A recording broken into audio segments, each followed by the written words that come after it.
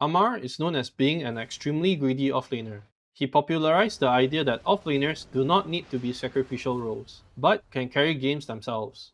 If you look at the net worth graph of most games, he's often in the top 3 net worth, alongside the carries. So I decided to study his TI replays to understand how he does it and teach you guys to do the same.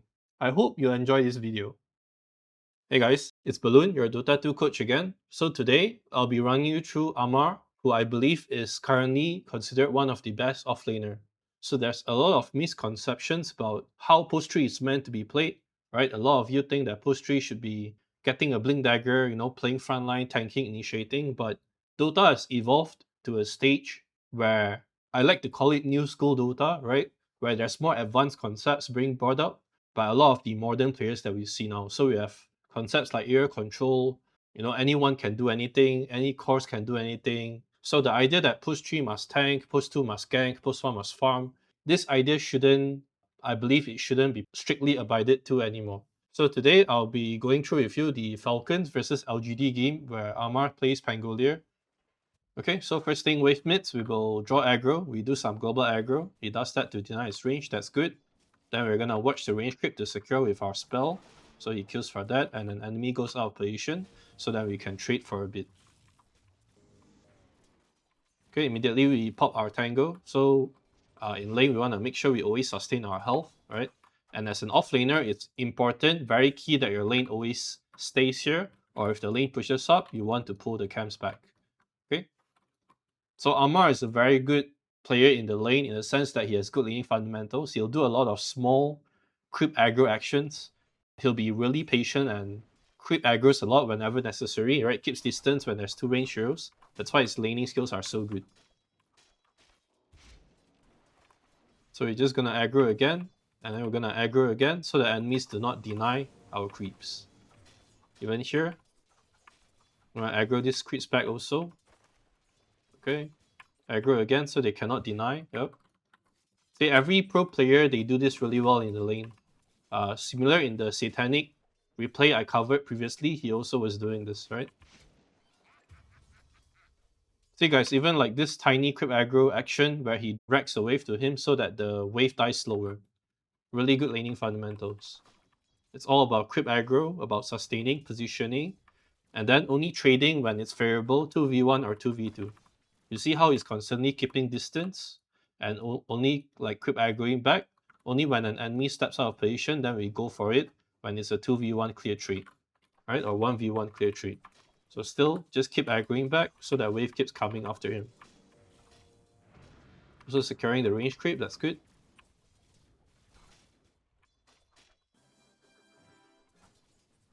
Okay, aggro again, that's good. Tries to secure but fail, but the idea is there. Now these 2 creeps is going to use it to drag wave and deny the range. That's really good. Yep. So all the creep aggroing guys, literally just purely creep aggro skills, creep aggro mastery, positioning, patience, and then securing creeps. Now the wave push, so they're going to pull, and then Ammar stands here to prevent the Mirana from cutting off the pull, so that's good. Also, since there's like nukes in the lane, we want raindrops, okay, because these are all heavy magical spells. So raindrops, and we always have regen consumables running in lane. So there's an out position hero, and then we can just go for it here. And we're back to aggroing a lot, keeping distance, pulling away, and then hitting tango to sustain our health. Before the video, I created a Dota 2 course with many guides inside. If you want to finally climb to Immortal, watch this short clip. Hey gamers, it's your coach Balloon here. Are you feeling hard stuck in your rank? Or played Dota for years and can't improve? I've got a solution for you. I created the Dota 2 Ultimate Bootcamp to help you finally improve. You'll get 2 weekly calls where you'll receive feedback so you never feel lost in games. You'll get access to step-by-step courses with proven strategies so you stop losing lanes. And you'll be surrounded by players with the same goals so you can practice together. If you have spent hundreds of hours watching YouTube videos but are still not climbing, or you've seen hundreds of pro matches but don't know how to play like them, then this program will be the best fix for you. Stop guessing and start climbing today. Click the link in the description to learn how. So if you guys really want to like lane like these pro players, right, make sure you understand creep aggro, the 3-second cooldown, the 2.3 seconds chase duration, the 500 aggro range, and then there's global aggro, how you should play the wave near your tower, and when the wave pushes up, how you should pull the camps back. That way you'll win most of your lanes. So when you're low, when he's low, he's just gonna secure crits with spell and then keep distance as they wait for pull. So ideally here, yep, so he's going to pull here, that's really good. Ideally he should have had sent some regen along, to be honest, but gets like a gank by Thompson. So Thompson made a really good hidden gank there by the TP. So far still really like basic stuff, but really, executed with a lot of consistency in terms of creep aggro, in terms of positioning, in terms of securing creeps. Now, when we talk about offlane, guys, we are talking about level 6. Okay, level 6 is where most of the action needs to happen. So normally when level 6 offlaners are close to level 6, you will call your supports over to try and ping the tower down, or at least make a gank happen. If you fail to push tower down, then you're gonna go back to pool camps or drag wave to farm. Okay, and this will happen in most of the offlane games, and it's also what Ammar will do as well in all his games. So here it's already starting to drag the wave, and then you can see he's pinging for help. I'm almost 6 soon. He's telling his teammate I'm almost 6 soon, so you can make a gank happen here. And the Dire also knows this. You see the scan, guys, like the enemies know that, oh, 6 soon, and then people might gank me, so I'll scan it and see if anyone is coming. Now his 6 is going to be like, I'm going to start taking this tower, so he needs to start pinging for help here. Okay, you see he pings the map and then immediately Clockwork comes. Ideally more heroes should come, CM come as well, and now they can try and take the tower down. So if the ult, this becomes an easy kill chance. But he doesn't need he didn't level the ult here because he wanted more nukes, but that's fine.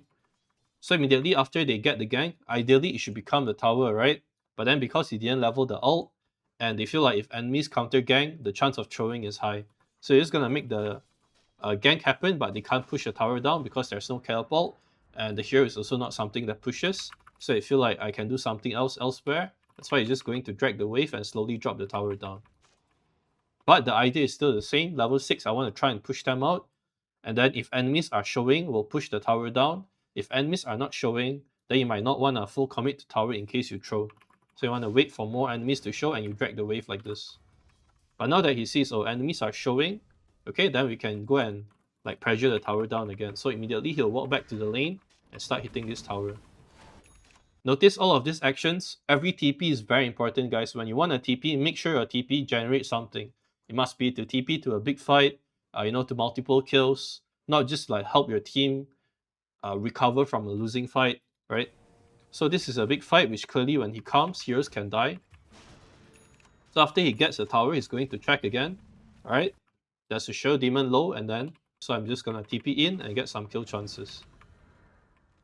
But he still doesn't feel like the need for ult, because he just wants to nuke heroes and like 2 short waves. So after a gank, immediately we go back to our lane and we start scaling again.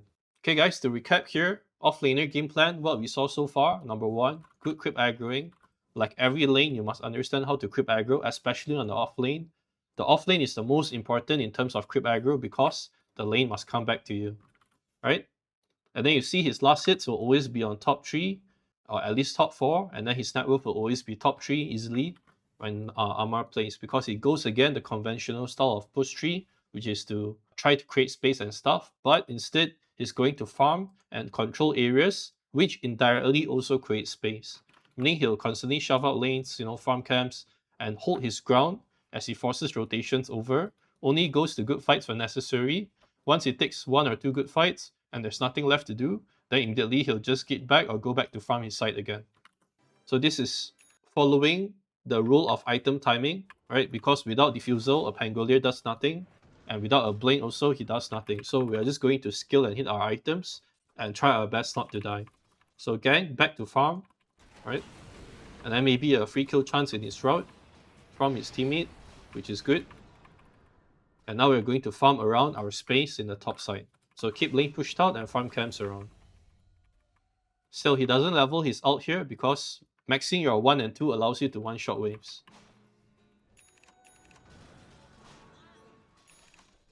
So you just like farm 2 camps and still you see guys controlling the space in 12 minutes, offlaner level 10. Open the scoreboard, similar level to his mid laner. So here he actually made the mistake of overextension. But when the map is black, like a problem with Ammar is he likes to sometimes push limit too far. Pushing limits is good, but sometimes it takes it too far and in turn that makes him feed. Right? But you can also say that that creates space for the team to give information to play other parts of the map. So what he should have done here when the lane pushes out and you guys can't see anything on the map is you should actually pull rather than to farm and overextend to the lane. So you pull this and then maybe you can go jungle back as you wait for the lane to come back to you. Or you pull this and you farm this deny creeps as you wait for lane or information to show. But every time after Ammar dies, it's actually fine because in his mind he's like, alright, I died, let's just go farm again. I died, let's farm again, you know? So he doesn't really like let anything stop his game plan. Whenever he spawns, it's like, I'm gonna resume my route and start from step 1 again, which is to find a lane, find some camps, and wait for fights and wait for team. So here he goes to mid because it's a free lane. Right, my teammates take top, so we'll take mid. Then from mid, we go to the side camps from behind. Behind the camps, behind the tower, and we're just gonna do that as we hold mid now because mid is our lane. Yep, so we take mid from the camps, take mid from the camps, repeat that over and over again. So now that he has defusal, he has hit a small power spike. It's a big power spike, but it's not like true power spike. True power spike is like you get your blink, and then the game's like 20 minutes. So whenever you guys are like this, it doesn't mean you like run around the map, right? It just means I farm more, but my kill chance is high. My kill potential is high. So I'm still going to farm, but I can now pick off heroes easier. And when I join fights, the chance of me winning fights are high, but it doesn't mean I give up farm to look for fights. So you can see he's still going to keep waves pushed out before he tries to do anything. So here he keeps the wave pushed out and the map is black. So if he stays mid with a blink dagger on DK, he might die. That's why he's going to run top for a bit for safety and farm triangle because anywhere here is considered a dead lane now. Plus defusal allows him to do more on the map, so he's just going to go top side and not die in mid. Okay, with that, CM and all, and the Clockwork being top with his defusal makes this space really strong for them to play. So this is where they'll play now. And the supports also understand that Pangolier has hit his power spike, big power spike, so they'll play closer to him whenever necessary. So that's why a lot of actions are happening now. Okay, good. So you see guys, he just like farms, and then cleanups TP fight. And then it's really like a push one style. This is what new school Dota looks like, guys. It's not like offlaner, go tank, and then die frontline, hit towers, and die. You rarely see anyone showing to hit towers. You rarely see anyone showing to like tank ganks. Right? It's just like I show like 1 second and I'm done with the wave and I'm back to 2 camps. And I'm going to camps again as I wait for a fight, as I wait for wave to return. That is the new school of Dota, where area control concept is heavily being emphasized. We no longer think about like, I want to run around the map, create space, but it's more like I farm and let things come to me. I farm and let information show before I do something. This is the best way to not throw games. So still we're just back to farming again. See, he's done with fights, and then he's going to be like wave jungle, but this is an overextension. So he should have been like backing to the camps here. Again, this is another example of him pushing his limits too far and then potentially dying again. So every time Ammar dies, it's something like this, guys. Where he pushes his limits a bit too far. It's also necessary in the sense that it gives information for his team to push out other lanes as well. Yep, so we just like farm waves camps and then repeat waves camps, and then we just look at the map, any TPs to make, and then we're waiting for like 20-25 minutes where we get more items, where we get our blink before we decide to do more with the team. So this is very like post one playstyle. Why this works for Falcon is because Falcon, the team, understands that Ammar likes to play like this, so they can sacrifice some farm to give Ammar the space. But other teams, offlaners, don't play like this. That's why their offlaners don't shine as much as this. So that's why Ammar is often considered the best player in the team, because he wants to farm and hit items to make plays happen. But once again, he just like overstays, pushes limits, and then doesn't press the ult. That's a misplay from him, but that's fine. Because in his head, he'll be like, I'm done, let's go farm again. I died, it's okay, let's farm again. Let's wait for the next fight. So every time you guys die, don't, tilt or something. Don't let it negatively impact you. Just go back to farming, go back to your camps. Like what Ammar likes to do every time after he dies. He'll be like, okay, let's reset, find a camp to farm, find a potential fight, find a wave, find an empty lane. And then he just does that over and over again. That's why his farm will never drop. He just keeps scaling up and up. You can look at all his Necrophos games. You can look at all his Doom and Timber games. This guy literally farms like a machine, and he pushes every single creep wave there is. That's why sometimes he dies. Okay, so now it's like 20 minutes, and again, we saw top heroes, right? So top hero means top side is now dangerous. If you play here, we die. So we are forced to move into team now. Plus, we have Blink Dagger. It's about 20 minutes. So we have sort of like close to our true timing now.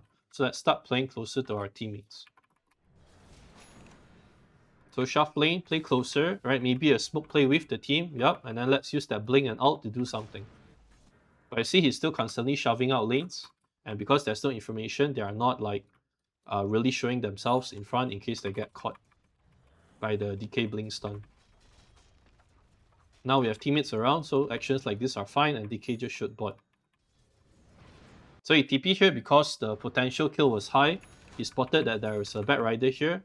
So if he actually caught the Bat Rider with a blink diffusal, the Marine would have killed him with the Pangolier. That's why he TP'd top. Otherwise, you have stayed bot and played with the team. Okay, so now we're just going to farm and then wait for team, and then let's group with team and team decides to do stuff again. So you guys can see it's very like post 1 style. Yep, get pick off into Roshan. Okay, that's good. Then with this Roshan Aegis now, we're going to group more with the team if team decides to group. Otherwise, we'll skill when team is doing nothing much. So he goes for it. Oh, kill chance, let's get a pick off. Okay, then we're going to go back to farm again. But then team decides to push forwards, so let's play around this area and use the Aegis that's strong.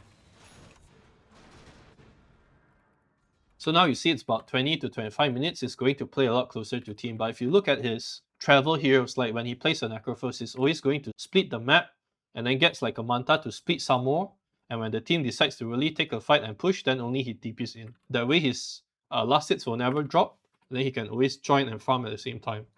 So the really good thing about Ammar is he's like your backup post 1 in case your cores fail. This guy will win you the game. You know, this is like that Smurf pub player that's like, oh, we are feeding, but then when you open the scoreboard, you have one teammate that's like 4 levels ahead of everyone, and he just carries you in the end.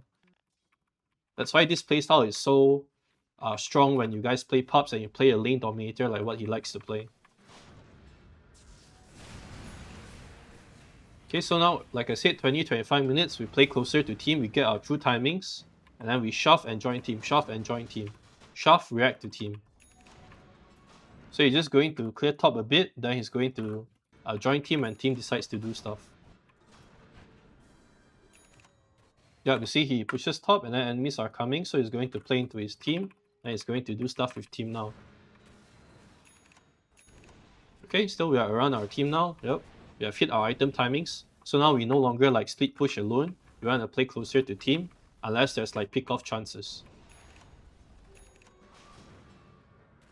See, still we are around our team, and you guys are like this, do not TP to go defend lanes because the fight can break out anytime, and you can get picked off when you farm alone. Also, don't show yourself in front, you just want to show 1 second and run, show 1 second and run, just to push out the wave, like what he's doing. See, Ammar likes to do this where he's like, show to wave, cut wave, run, cut wave, run, 2 camps, run. You know, that's why his CS keeps going up.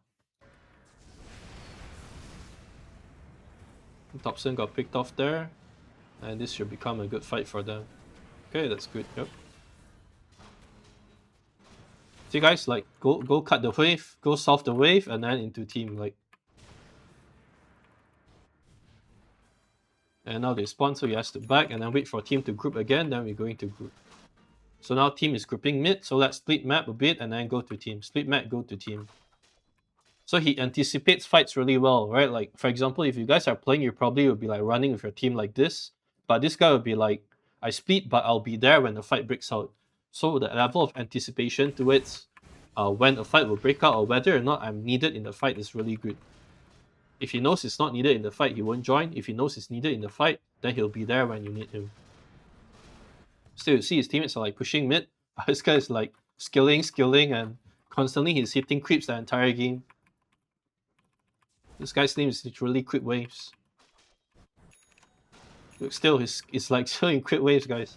Crit Waves, and then when team push, then later he'll go. Because he knows right now if I go to team, I'm just going to waste my time.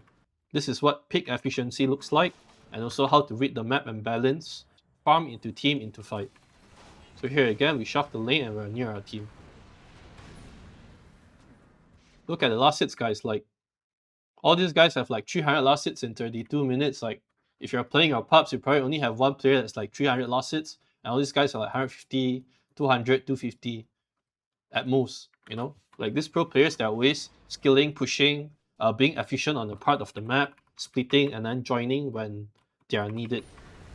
Again, see, he pushed his limit too much, and then get caught like that. So all his deaths are literally like this. In a way, you can say it's a double-edged way to play, but like he pushes his limits a little bit too much sometimes. There can be both a good and bad thing. The bad thing being, like, for example, like this, now he's not present in the fight, so his team might lose the fight. The good thing being that there's information given, so his team knows what to do later. But still, you'll see, like, every time he dies, it doesn't mean anything, guys. It's be like, okay, if team group, let's go to team. If team don't group, I'll farm, and I go back from I restart from step 0 again. See, it's back to farming again. So like camps, jungle, wave, and then team. Right, it's good balance there. It's not like start running around the map with his team. It's always trying to do something, filling in downtime, and being as efficient as possible.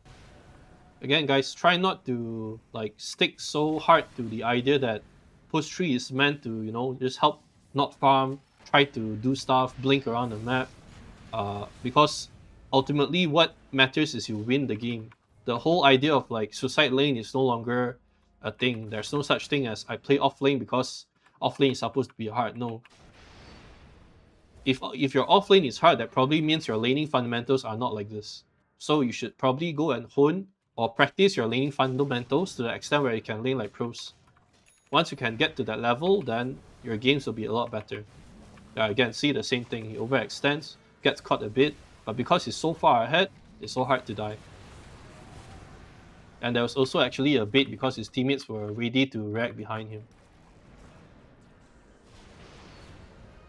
Okay, and that should be game from here already. So a good pick off and then some links in, and later they'll take some towers and game should be done. So ultimately, guys, like, don't look so much on your KDA or what. Look more to like your net worth, your level, to the time, to everyone. That really decides whether you're gonna win or not. Of course, you're not just gonna AFK farm. It's more like I'm going to join the fights that I'm actually needed at. Otherwise, I'm going to fill downtime with pushing waves and camps. That's how this guy thinks, and that's how I believe everyone should be thinking now. Because that's also how I like to teach when I teach my students to play the game. So guys, even along the way, we're like camps, and then to team, camps, and then to, you know. Every single moment is like trying to hit something, getting next wave, watching time, clearing wave, clearing camps. Look, all this. And camps again, and then wave again, and then team again. Like, you're just connecting non-stop. Then eventually goes to a fight. When the fight breaks out.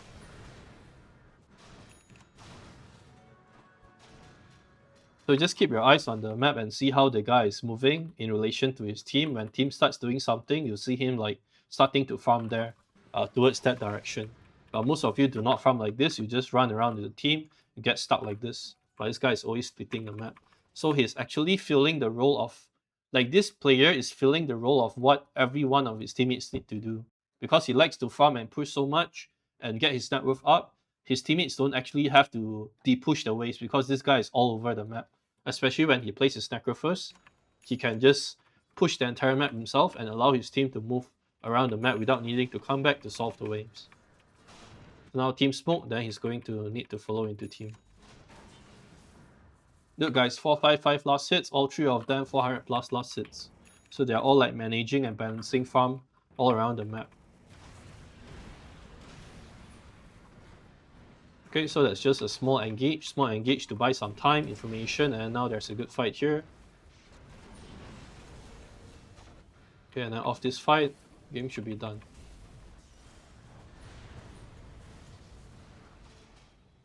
Also, like, we don't go into right click, we just spell from outside and then go in with our roll. Right, don't go into right click, see always outside, spell and hide. Same like Maureen, spell and hide, spell and hide. Spell and hide, wait for chance to go again. Hard commit and then reset, hard commit and then reset. Okay, that's fine. Now his team can solve the rest of the stuff for him. This Maureen is a beast as well. Crazy player.